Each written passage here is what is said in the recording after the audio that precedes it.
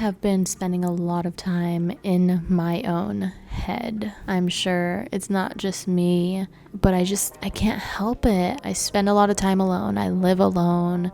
I work from home. It's so easy to just reside in my own mind for days on end. At this point in my life, in this video, I am just feeling so monotonous and so mundane that I had to do something different. So I had to turn on the camera and romanticize my life. For me, this is how I do that, because otherwise I just fall into a really negative spiral.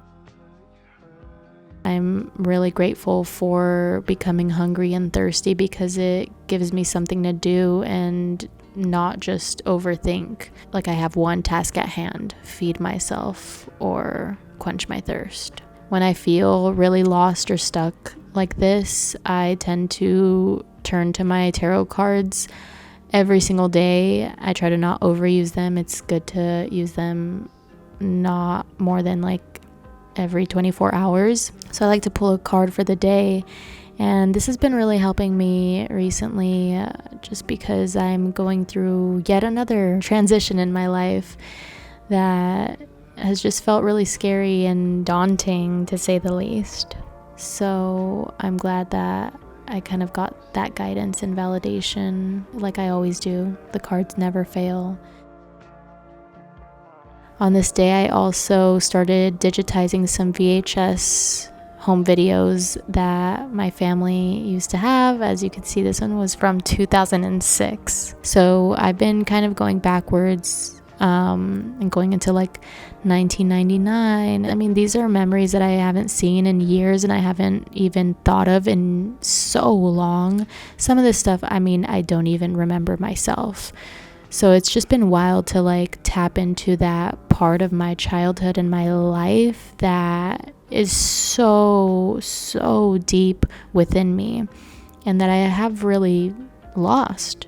I think feeling lost, just like feeling imposter syndrome, can sometimes be so real because you are lost or you aren't being yourself. So since I was at the Central Library, I was in downtown LA, and I visited one of my favorite restaurants, Yuko Kitchen. It's freshly made Japanese food, and it's just a wonderful experience. I recommend it if you haven't been, and it's so peaceful. Like, for a restaurant in downtown LA, it feels like a sanctuary. Being in downtown also just made me really reminiscent of my past, since I used to live there, and it was the first time I lived alone, and it was during the pandemic. It was just such a different time in my life, and now I'm still living alone, but in a different area of LA, and my life just looks so different. It was really nice to kind of have that reflective moment.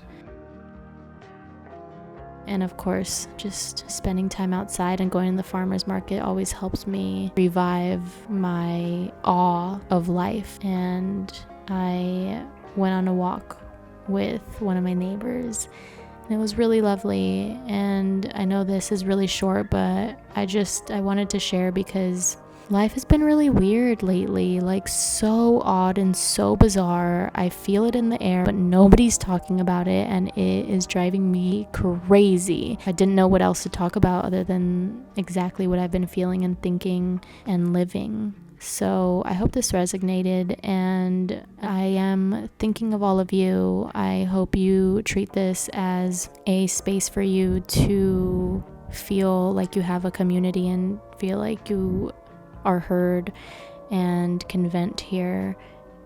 So use the comment section as your little journal entry of what is something you feel like other people are experiencing as well as yourself, but not really talking about. I don't know. You don't have to comment it. Just think about it, write about it, or not.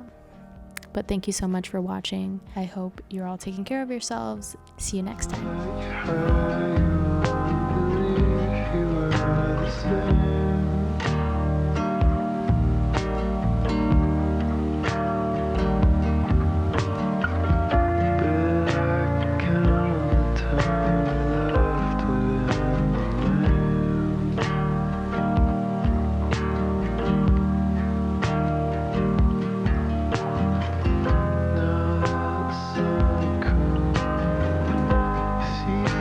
America.